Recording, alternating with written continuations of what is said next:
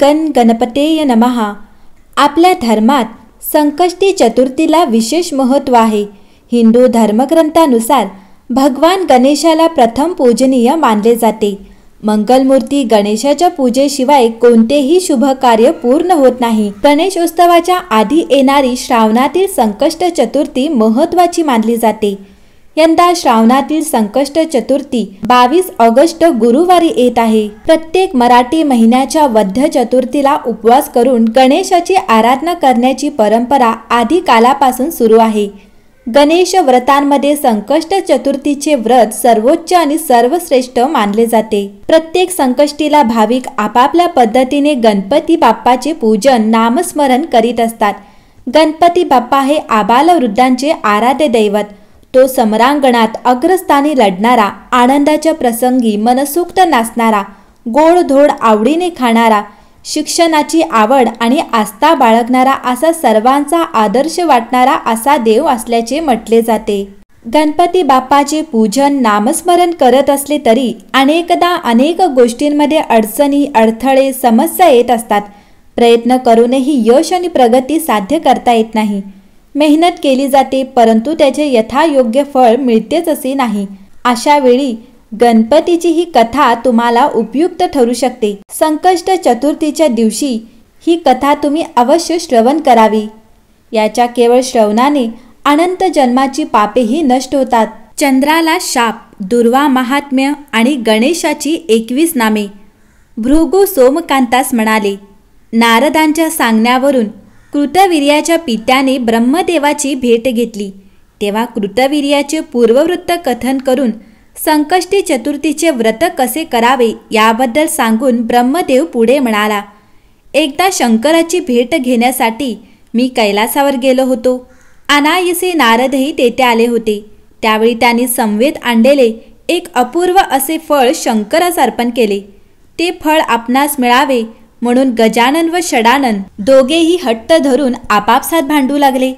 ते फळ कोणास देऊ असे त्याने मला विचारताच मी षडाननाकडे निर्देश केला।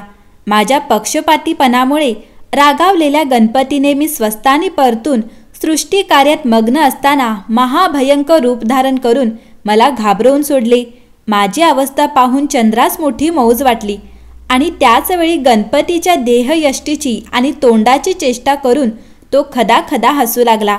तेव्हा ती कुचेष्टा सहन न झाल्याने गणपतीने त्यास शाप दिला, माझे स्वरूप पाहून तू हसलास, माझी चेष्टा केलीस, म्हणूनच यापुढे त्रैलोक्यातील कोणीही तुझे तोंड पाहणार नाहीत। तसे केल्यास त्यांना महापातक लागेल। गजाननाची शापवाणी तात्काळ खरी ठरली। चंद्राचे पूर्वीचे सुंदर आणि मनभावक स्वरूप नष्ट होऊन तो कुरूप झाला। ते पाहून त्यालाच लाज वाटली आणि नैराश्यग्रस्त होऊन तो लपून बसला। चंद्राच्या बाबतीत घडलेली दुर्दैवी घटना कानी पडताच देवानी गजाननाची भेट घेऊन त्याची स्तुती केली व चंद्राच्या वतीने क्षमा मागत उशाप देण्याविषयी विनंती केली। तेव्हा शांतचित्त गणपती त्यांना म्हणाला, फक्त भाद्रपदातील शुद्ध चतुर्थीला जे लोक चंद्राचे दर्शन घेतील त्यांच्यावर विपत्ती येतील, अन्यथा नाही। देवानी चंद्रास गणपतीचा उशाप सांगून गजाननाला प्रसन्न करून घेण्यासाठी एकाक्षर मंत्राचा उपदेश केला। दक्षिण जान्हवी तीरावर जाऊन चंद्राने उत्कटतेने गणपतीची आराधना केली।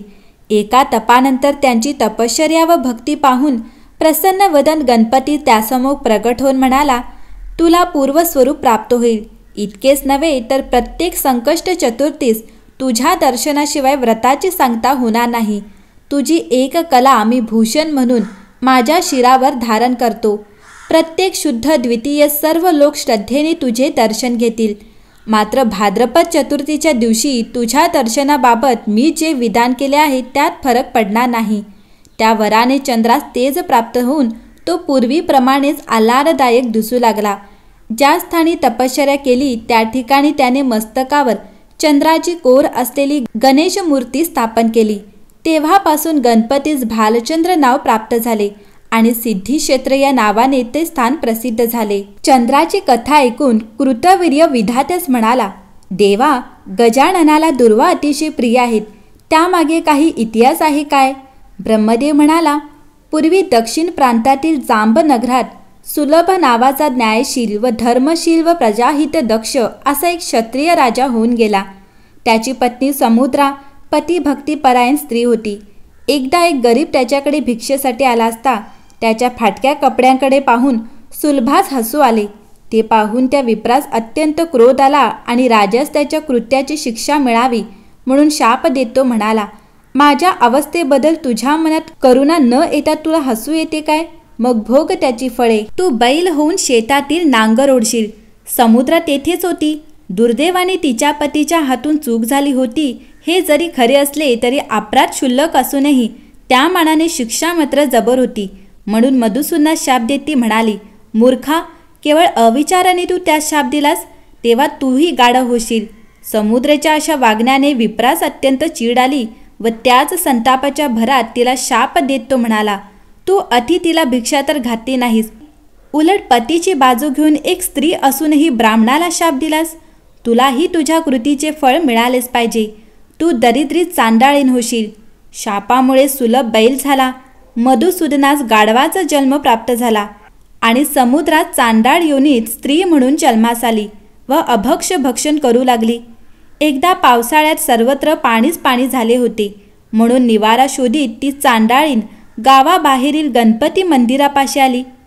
तो दिवस भाद्रपदातील गणेश चतुर्थीचा असल्याने देवळात उत्सवानिमित्त गर्दी जमली होती. हवेत गारवा असल्याने तिने महत् प्रयासाने कोरड्या काट्याकुटक्या व गवत गोळा केले आणि शेकोटी पेटवून ती शेक घेऊ लागली. काही वेळाने विस्तव थंड होत चाललेला पाहून त्यास चेतवण्यासाठी तिने त्यात थोडे गवत घालून जोराने फुंकर घातली. तेव्हा योगायोगाने एक दुर्वांकुर उडून गणपतीच्या मूर्तीवर पडला. इतक्यात शापित गर्धब व बैलही तेथे आले व दोघांनीही चांडालिकेने जमवलेली हरळ खाण्यास सुरुवात केली.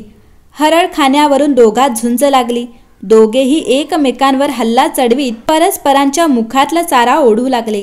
त्यांच्या या धागडधिंग्यात त्यांच्या मुखातून वाऱ्याबरोबर काही दुर्वा उडून गणपतीवर जाऊन पडला. गजानन तेवढ्यानेही संतोषला.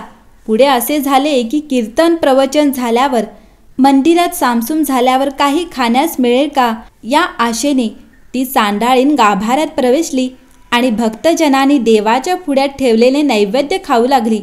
गाढव व बैलही तेथे आले व हार पाने खाऊ लागले व ते नैवेद्यात तोंड घालू लागले. तेव्हा मात्र तिने काठीचे तडाखे लावून त्यांना पळवून लावण्याचा प्रयत्न केला. त्या आवाजाने निद्रिस्त मंडळींना एकदम जाग आली. पाहतात तो चांडाळ स्त्री आणि 2 पशु. त्याने ताबडतोब काट्या घेतल्या आणि त्यांच्या मागे धावले. त्याबरोबर माल चुकविण्यासाठी पळताना त्या तिघांचीही मंदिराभोवती एक प्रदक्षिणा झाली. देवाला विटाळ झाला या भावनेने लोकांनी त्यांना खरपूस चोपले. पुन्हा देवळात परतून येऊन सर्वांनी आंघोळ केल्या आणि पहिली पूजा विसर्जित करून त्यांनी गणपतीची पुन्हा दुसरी पूजा केली. इकडे मारामुळे कणहत कुथत व वेदनेने तळमळत पडलेल्या तिघांकडे पाहून गणेशाला त्यांची दया आली. आज यांच्यामुळेच आपल्याला 2दा पूजा मिळाली आणि अजाणतेपणी यांनी आपल्याला दुर्वा वाहिल्या, प्रसाद घेतला आणि प्रदक्षिणाही घातली. तेव्हा आता यांचा उद्धार केला पाहिजे असा विचार करून गणांना सांगून त्या तिघांना गणेशलोकी देण्यासाठी त्याने विमान आणण्याची आज्ञा केली.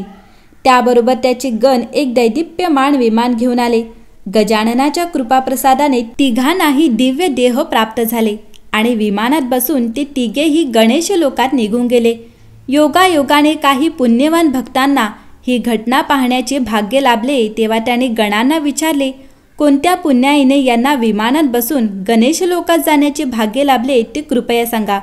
तेव्हा गणेशदूत म्हणाले, श्री गजाननास दुर्वा अत्यंत प्रिय आहेत. पूर्वी इंद्राला नारदाने एक कथा सांगितली होती. त्या कथेवरून दुर्वांचे महात्म्य तुमच्या लक्षात येईल. स्थावर नामक नगरात कौंडिन्य नावाचा एक ऋषी आपली पत्नी आश्रया हिच्या समवेत कालक्रमणा करीत होता. त्याच्या आश्रमा शेजारीच एक सरोवर होते आणि त्या सरोवराच्या काठावरच एक गणपती मंदिरही होते. कौंडिन्य दररोज दुर्वा वाहून गणपतीची पूजा करीत असे. एकदा त्याची पूजा पाहून आश्रया त्यास म्हणाली, आपण नित्यनेमाने गजाननास दुर्वा वाहता, त्यामागे कोणते रहस्य आहे ते मला सांगाल का? कौंडिन्य तिला म्हणाला, मी तुला दुर्वा महात्म्याविषयीची एक कथा सांगतो. एकदा यमलोकात काही उत्सवानिमित्त देव, गंधर्व, ऋषी आले होते. उत्सवात तिलोत्तमा अप्सरा नृत्य करून सर्वांचे मनोरंजन करीत होती, तेव्हा तिचा कमनीय बांधा व मादक सौंदर्य पाहून यम तिच्यावर मोहित झाला. त्याच्या रेतापासून तिलोत्तमेस एक राक्षस पुत्र झाला. त्याच्या नेत्राग्नीने सृष्टी जळू लागली. त्याच्या आरोळ्यांनी भूमंडळ दुमदुमले. तेव्हा श्री विष्णूच याचा नाश करू शकेल असा विचार करून भयभीत झालेले यमलोकीचे सर्व जीव देवांना समवेत घेऊन विष्णूंकडे गेली. त्यांची व्यथा जाणून हे कार्य गजाननाच्या हातून होईल असे सांगून त्यांनी त्यांना गणेशाकडे जाण्यास सांगितले. सर्वांनी गणपतीची भेट घेऊन त्याची स्तुती केली आणि त्या भयंकर दैत्यापासून जगाला वाचविण्याची विनंती केली. तेव्हा श्री गणेश म्हणाले, तो अग्निरूप राक्षस म्हणजे अनलासूर आहे. मी बालरूप घेऊन त्याला मारणार आहे. तुम्ही निश्चित असा. गणपती त्या सर्वांना धीर देत आहे. तोच अनलासूर प्रचंड आवाज करीत तेथे आला. त्याला येताना पाहून सर्व देवता दश दिशांना पांगल्या. एकटा गजाननच बालरूप घेऊन त्या ठिकाणी थांबला. पंचमहाभूतांचा घास घेत अनलासूर त्या ठिकाणी आला. मात्र गजाननाने क्षणाचाही विलंब न लावता त्यास गिळंकृत करून आपल्या उदरात दडपले. पण त्यामुळे त्याच्या सर्वांगाचा प्रचंड दाह होऊ लागला. पोटात भयंकर आग भडकली. त्याच्या पराक्रमाने आश्चर्यमुग्ध झालेले देव गणपतीची अवस्था पाहून त्वरित त्याच्या मदतीस धावले. त्यांनी नाना प्रकाराने त्याच्यावर शीतलोपचार केले. इंद्राने थंड असा चंद्र त्याच्या मस्तकावर ठेवला. ब्रह्मदेवाने आपल्या सिद्धी आणि बुद्धी या 2 मानसकन्या त्यास अर्पण केल्या. विष्णूने कमळ दिले. वरुणाने उटकाचा अभिषेक केला. शंकराने सहस्त्रफणी नाग त्याच्या पोटाभोवती बांधला. पण त्यामुळे काहीही उपयोग झाला नाही. हे जरी खरे असले तरी भालचंद्र, सिद्धिविनायक, बुद्धिदाता, पद्मपाणी, व्यालबद्धोदर या नावाने तो प्रसिद्ध झाला. शेवटी 88,000 ऋषींनी त्या शीतलता येण्यासाठी हिरव्यागार 21 दुर्वांची एक जुडी त्याच्या मस्तकावर वाहिली. आणि तेव्हा कोठे त्याच्या सर्वांगाचा दाह शांत झाला आणि प्रसन्न होऊन तो म्हणाला, दुर्वांमुळे माझा दाह शांत झाला, म्हणून येथून पुढे मला दुर्वा अत्यंत प्रिय आहेत. यापुढे जो कोणी भक्त मला दुर्वा अर्पण करेल त्याला सहस्त्र यज्ञांचे, तीर्थयात्रांचे व महादानांचे पुण्य लाभेल. देवाने मुक्त कंठाने त्याची स्तुती केली आणि तेव्हापासून त्याला कालानलप्रशमन असे नाव पडले. सर्वांना आशीर्वाद देऊन बालरूप गजानन अंतर्धान पावला. देवाने त्या ठिकाणी एक देवालय बांधून त्यात गणेश मूर्तीची स्थापना केली. ती मूर्ती विघ्नहर गणपती या नावाने प्रसिद्ध झाली.